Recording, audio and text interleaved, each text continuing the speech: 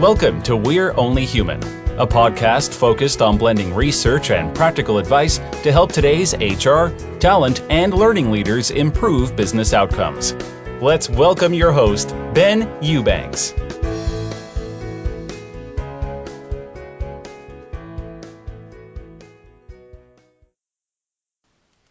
Hello and welcome to today's episode of We Are Only Human. I'm Ben Eubanks, your host, and I'm honored to have you here today. We have so many great shows coming up, and for your own benefit, I'm going to remind you, I'm going to take a second and let you know that you can subscribe if you haven't already. You can get We're Only Human on iTunes, Stitcher, Podbean, lots and lots of good places, so just go check it out. Give us a review if you like the show. Learn more, get more insights if you want to know more about the show and some of the background, things like that. upstarthr.com/podcast. If you catch this episode the week it goes live, I'll actually be doing a webinar with my good friend and colleague George LaRock about the employee experience later this week, and I'd love to have you join us. Specifically, we're going to focus on how to get it on the CEO's agenda. So the content is based on a new ebook that we put together that focuses on how to take this conversation about the employee experience, which is pretty fluffy and intangible and amorphous. It's this very vague thing you keep hearing about. We're going to take that and we're going to make it really tangible and impactful for your executive team. Our research shows that the employee experience matters, to put it mildly. And in this webinar and the free ebook that you can get for registering, we'll actually walk you through some really concrete, specific ways to have those conversations with your own leadership team to get them on board, bought in, ready to support this idea of delivering a better employee experience to your people to drive all the positive business outcomes that are associated with that. If you want to check it out or you want to copy that ebook, happy to send that to you as well. You can go to lhra.io/CEO. Again, you can get this link in the show notes as well, but that's lhra.io/CEO. So on to the show topic for today. One of the hard things for HR leaders to understand is if the work they're doing actually has an impact on the business. Sounds like the webinar, right? What's the ROI, if any, of the investments and the effort you're putting into your work? That's an answer we're actually going to discuss today with Kevin M. Yates. He's a brilliant L&D leader and a self-described data detective.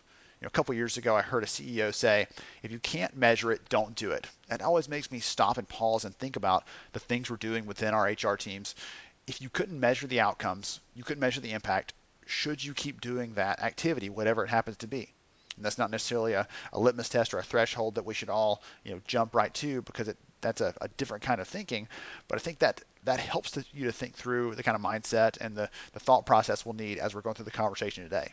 Do you know the impact, the true business value, the true ROI, the things you're doing currently? Is there any ROI at all?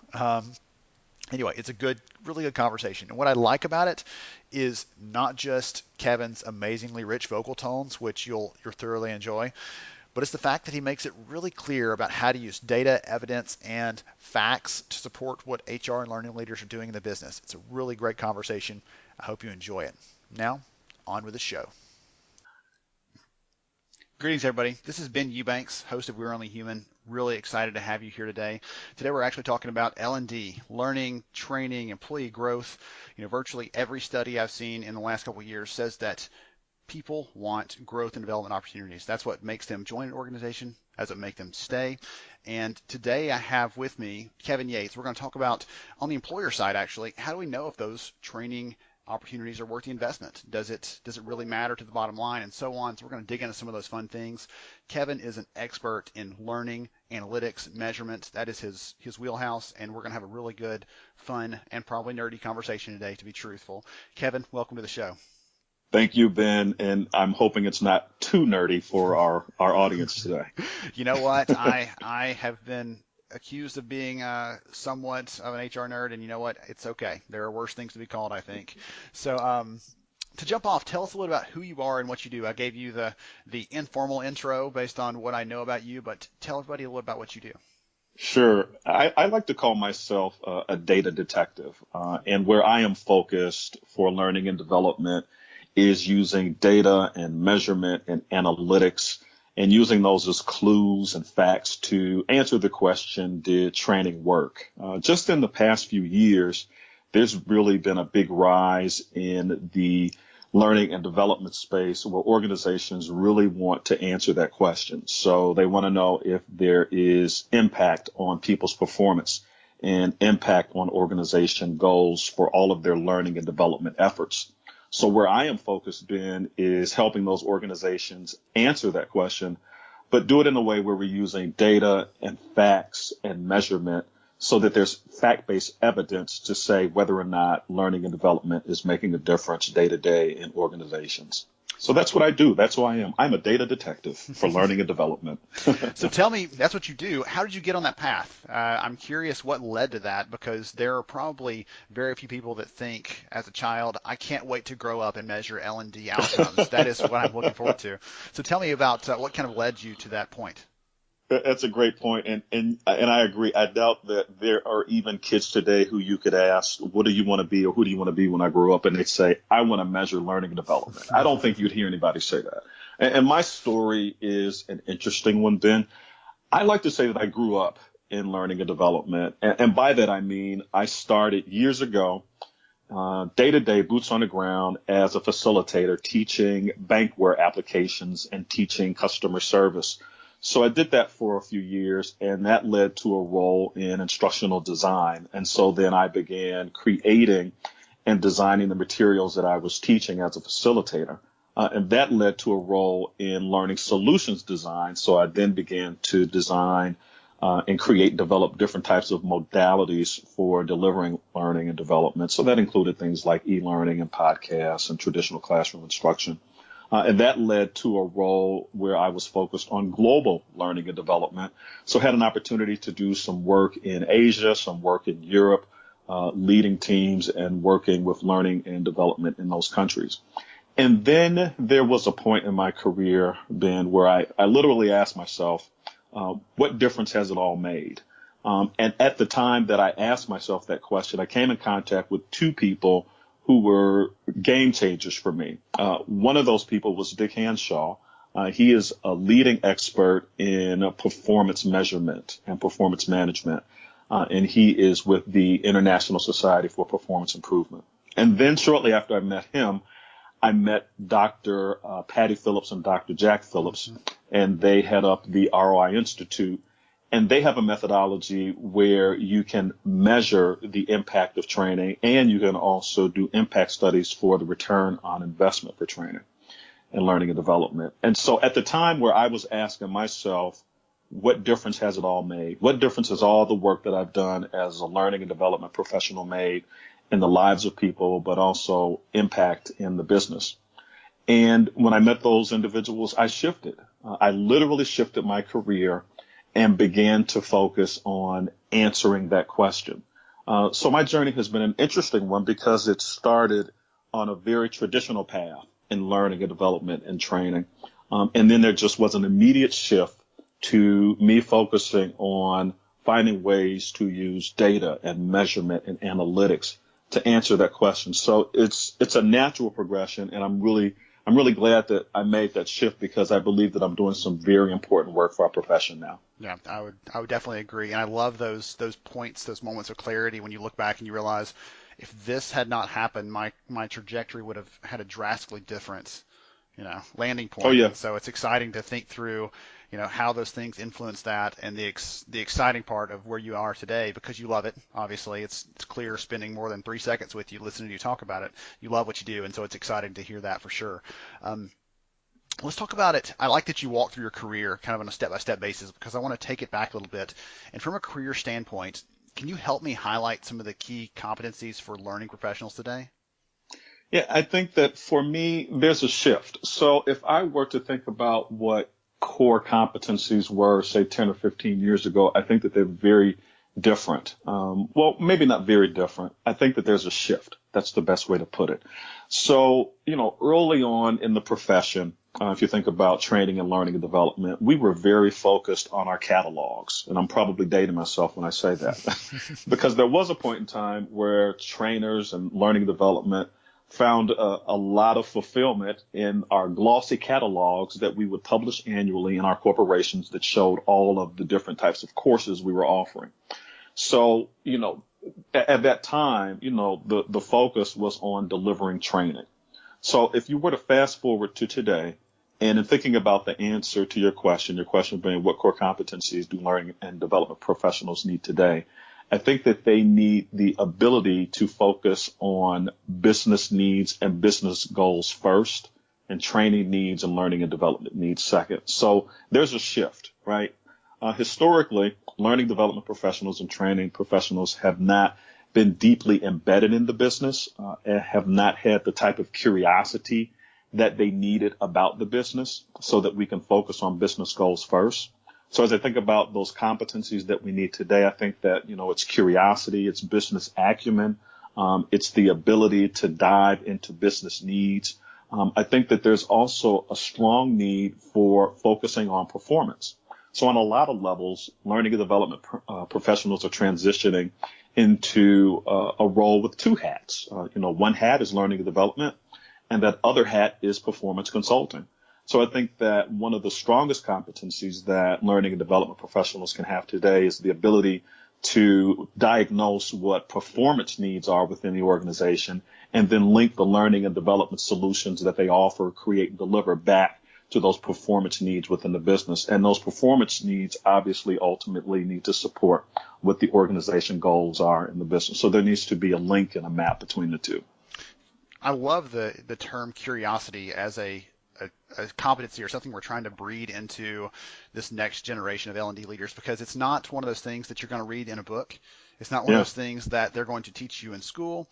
It's not one of those, if you even went through a curriculum to, get certified or to learn more about L&D, they're not going to tell you to be curious. But at the same time, I have met so many leaders who were amazing leaders because of that. I've met people that, spanning all areas of the human capital management spectrum, who are great at what they do because they have that fundamental curiosity and interest in, yes, this is how things are, but why are they like they are, and how can we affect those, and can we improve that? And thinking about it from that angle, just that lens on the world, is very unique and different, I think, and that ties back to your idea of being a detective, I would say. Yeah, absolutely. For me and the work that I do, curiosity didn't kill the cat. Curiosity kept it alive. And, when I think about, the work that I do and my focus on measurement and data and using data to answer questions about whether or not learning development makes an impact or not, it starts with curiosity, because I'm data mining and I'm looking through data. I'm looking through facts and I'm looking through clues. And so, yeah, I am curious about the extent to which learning development makes an impact. And if I didn't have that curiosity, I doubt that I'd be able to do what I do, or that I'd even be as engaged as I am. Yeah, absolutely. Well, one of the things, it's funny because you and I have been on these parallel tracks, and we might not have ever crossed, except for I saw you post something at some point in the last year talking about different roles you were seeing posted, different open jobs in the L&D space that were requiring some measure of measurement capability or some competency in that area. And that's an area that I was really interested in, because I had done some research, and you and I have discussed this a little bit. Last year, at the beginning of the year, I had done some research around, more broadly, again, human resources type roles, talent, learning, just barely touched on, and you've been much more deep in that area, but was seeing very similar kinds of things. There's much more of a demand for these kind of roles than ever before. There's more of them being posted, but there's also more of that being wrapped into the job. It's no longer a nice to have. It's almost a requirement for these kind of things. Talk a little about what you're seeing in terms of that trend. Yeah, there's a very interesting transformation that is taking place. If I were to use the larger umbrella, I would say within HR. And so what we see and what we know is that analytics and big data is leveraged across the business and other functions and other groups. So when you think about it, marketing, operations, productions, they're already using data to inform decisions and answer questions. So on a lot of levels, HR is bringing up the rear. And I don't mean that in a bad way. I think it's very exciting to see that HR is now coming along in the data journey and the analytics journey. So to your point, Ben, we're seeing where more and more and more HR organizations are leveraging data and leveraging analytics. And it's exciting because it's new for us. And I think that anytime there's something that's new, it's exciting. And so, as part of HR analytics, there's learning and development analytics. That's the space where I live in, and that's the space where I work. And so you're right in that what we're seeing is a requirement for a skill set, within HR and within learning and development that we've not seen before. So beginning last year, I started collecting role announcements where organizations were posting for roles in learning and development analytics. And I was seeing where they're looking for skills and capability and talent that we've just not seen before as it relates to learning and development. And so these organizations are looking for skill sets where people have experience with things like SPSS and Tableau and different types of data query tools and backgrounds in statistics and backgrounds in predictive analytics. So we've not had that kind of skill set in learning and development. It all sounds very foreign to me when you think about it, because we've just not had that type of talent embedded in learning and development organizations. But as the entire organization moves along in the data and analytics journey, again, we're beginning to see where HR and more specifically for me, learning and development is on that journey now. And I think that, it's a journey that you can't get off. I mean, it's one where we're going to have to stay on it.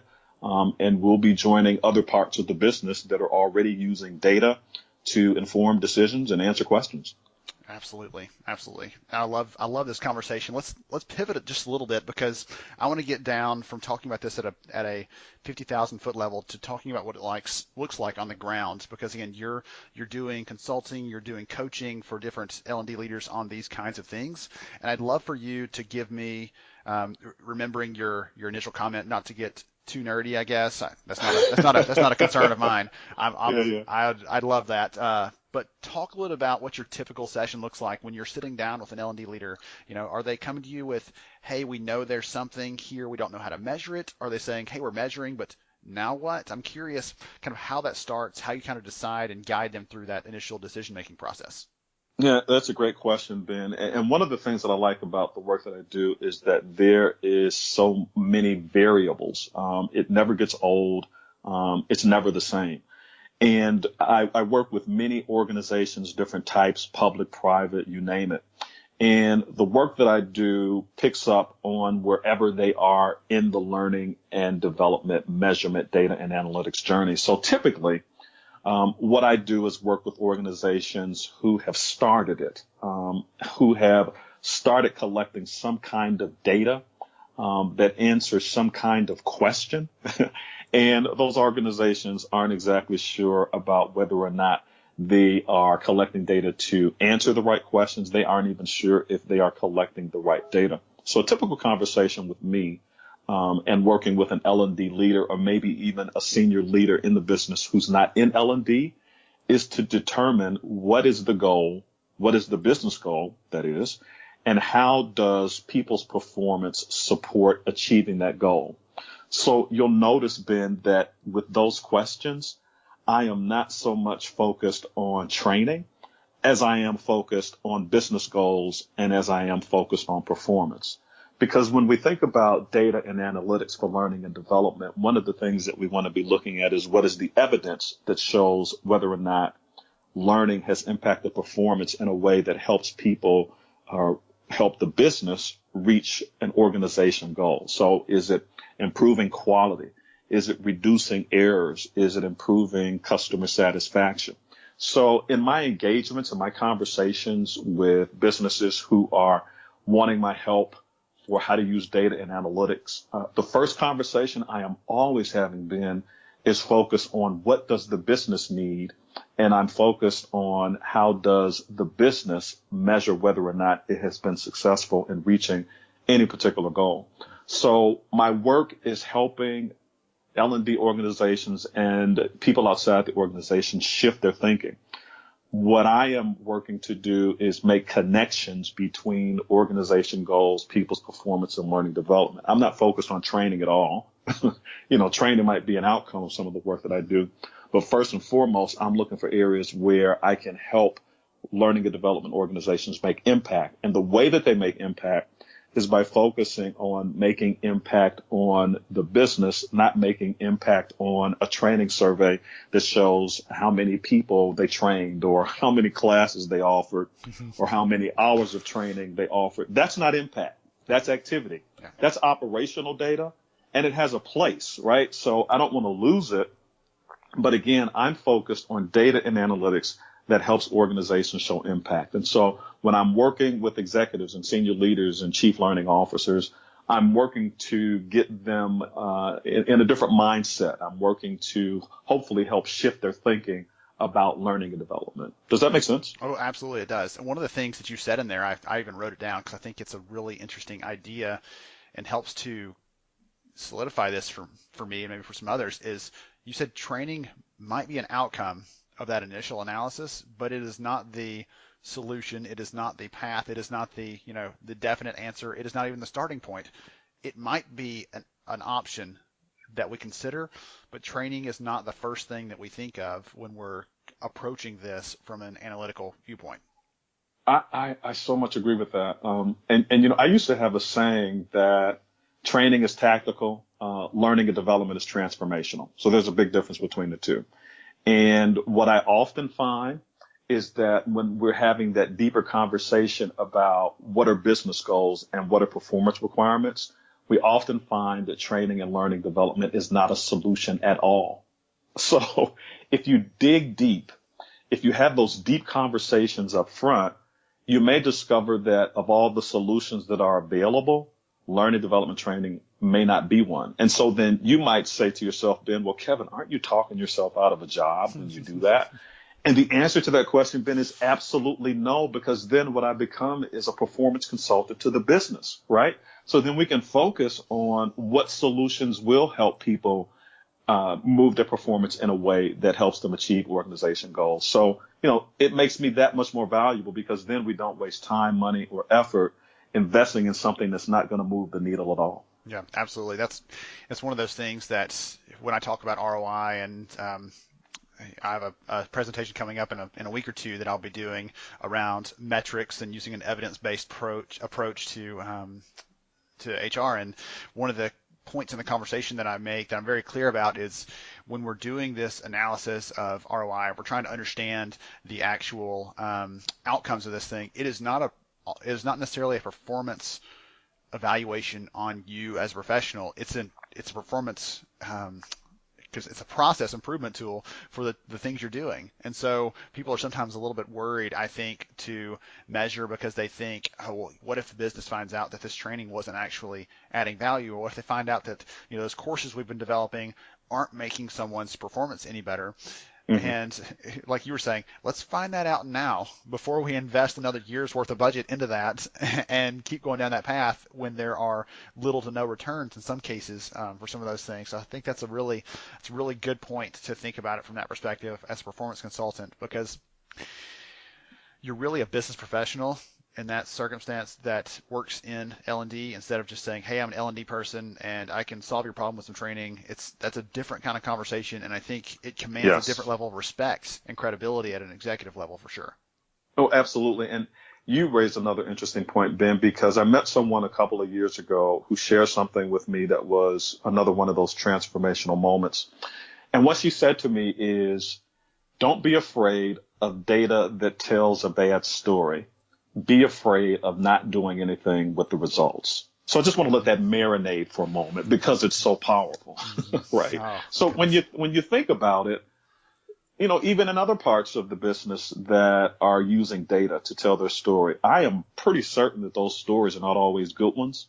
But I suspect that from the insight that they gain from that data, they make different decisions and they do something different. And so I would say the same is true for learning and development. So if we get data that tells us that our efforts are not making an impact on people's performance or business results, my recommendation is simply stop.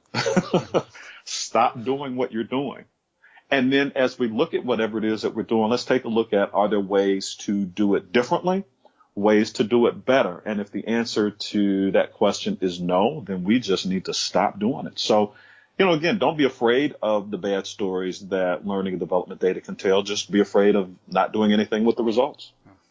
Absolutely. Goodness. Okay.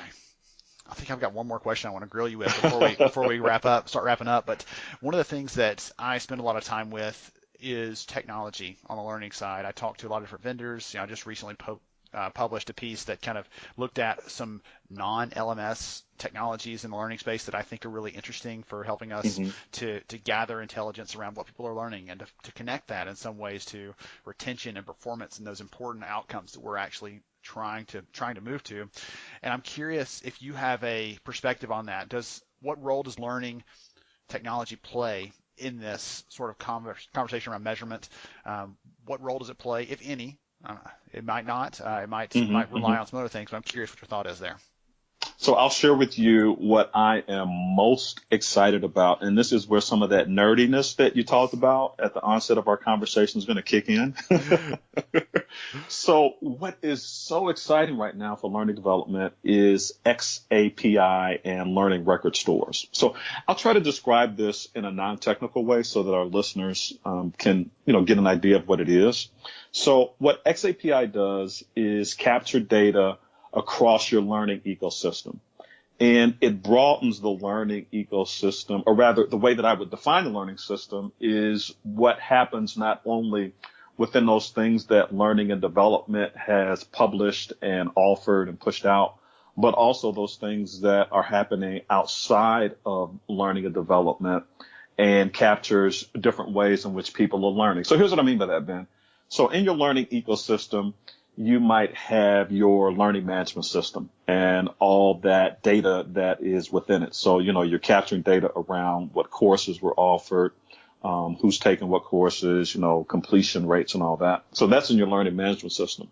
But if you think about it from a real world perspective, Ben, day to day, if there's something that you want to know, something that you want to figure out where you don't have a question, I suspect one of the first things you might do is Google it, right? So you might Google something and then you might find a video about it. So you go out and you watch that video, or you might Google something and then you find a white paper. So then you might grab that. So now you have access to different types of performance or learning support solutions outside of what your learning development team might have offered, right? So if you think about it that way, then your learning ecosystem includes all the things that you're doing internally for training and learning development, but it also includes those things that employees are reaching out and grabbing and accessing on their own. So here's what XAPI data can do. XAPI data can sit on top of all that data, and it can create a robust picture of what your learning ecosystem looks like and how people are interacting within it. The other thing that XAPI data can do is connect with business systems that you might not ordinarily think of as part of learning and development story. So let's say that you're in an organization that is using Salesforce. So you might be able to capture data that shows how different people are performing with their customers, their different pipelines and all that. You might also be able within an organization to start capturing data from your performance management system. So again, XAPI sits on top of all these different systems, all these different aspects of the learning ecosystem, and it allows you to create a story about what's happening in the learning ecosystem and how people are engaging. Are you seeing any trends? What happens when you combine this with that? How does that impact people's performance? How does it impact organization goals? So I would say that XAPI and the way that it captures data across a learning ecosystem, across different types of platforms in an organization is game changing. I like to say that XAPI makes all data equal, right? So you can capture data from very different sources through XAPI, put those data records and those metrics into a learning record store, and then begin to extract data from that learning record store, and you can analyze it. You can take a look at it, and that's where you find your story. So, in summary, Ben, for me, the most exciting, game-changing, transformational technology for learning development is really XAPI and learning record stores. Excellent.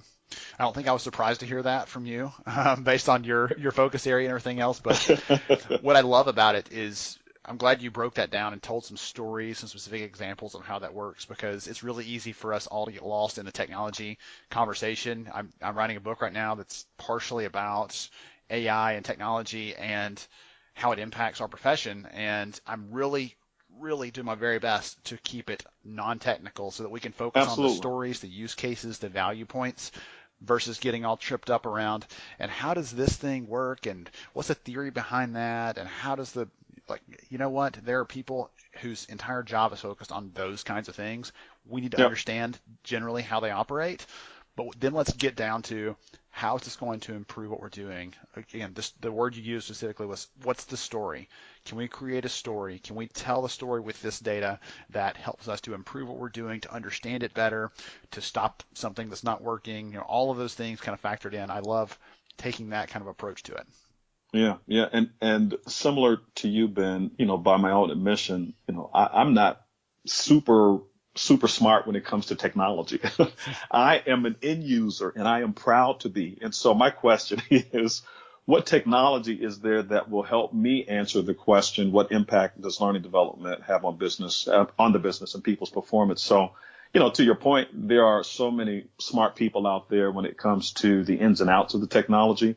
But as a learning and development data analyst, I'm just looking for the tools that help me do the work that I believe is important, that I'm, passionate about. Excellent. Good stuff. So we're getting close to wrapping up. Tell me, you got a chance here. You've got a lot of your brethren out there working in L&D or working in HR with that L&D brothers hat and as well. sisters. Yes. Don't forget the L&D brothers and sisters. Yes, absolutely. What advice would you give them if they've listened to your conversation today and they think, you know what, I want to be Kevin when I grow up. I want to. Oh my goodness. I want to understand this a little better. I want to have an awareness of this. I want to have that credibility of using data when I'm speaking to my boss about things and trying to understand what's going on in the business side. What sort of advice would you give them to take this forward and make this something that they're actually more competent at if they're not already? Yeah, that's a great question. And I would say it starts with what we've talked about already. It starts with being curious. You got to be curious. And by curious, I mean curiosity beyond how many people were trained, how many hours of training were offered, and how many courses were offered.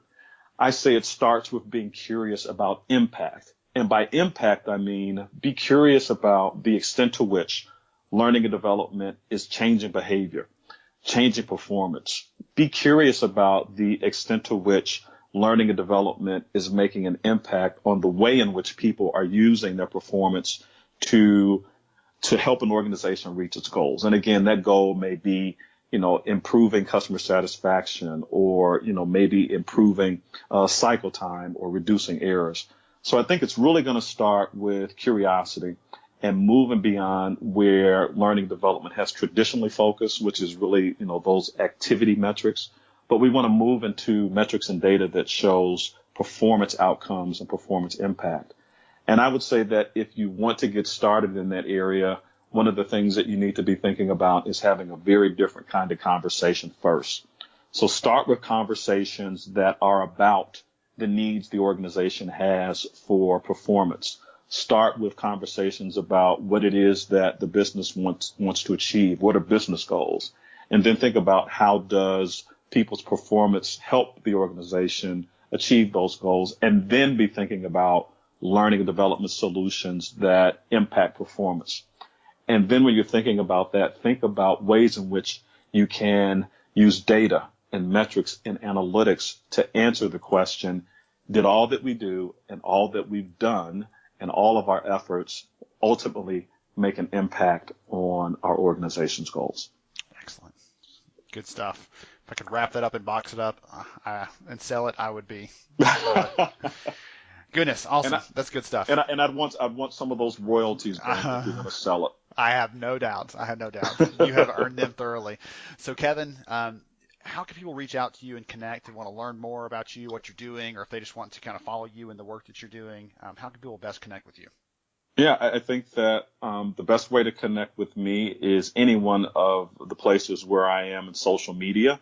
So I am on LinkedIn, and you can follow me there. I am on Twitter. My Twitter handle is Kevin M. Yates. And I am also on Facebook, and my handle there is Kev M. Yates. And then the first place to start, if you really want to get to know me who I am and my work and where I focus and my history and what I've done is to go out to my website. And that's pretty easy. It's kevinmyates.com. Awesome. Thank you so much for joining us, Kevin. This has been a pleasure for sure. Well, this has been an awesome conversation. Hopefully you've heard the excitement that I have about this topic. So I'm happy to talk about it to anyone who wants to hear about it. Absolutely. Absolutely. Good stuff. To everybody else, thank you again for joining me on We're Only Human. This has been Eubanks, and I look forward to catching up with you again soon. Thank you for listening to We're Only Human. Please take a moment to share this episode with another HR leader who might see it as a valuable resource in their daily work. For more information about the podcast and to see all our show archives, please visit upstarthr.com.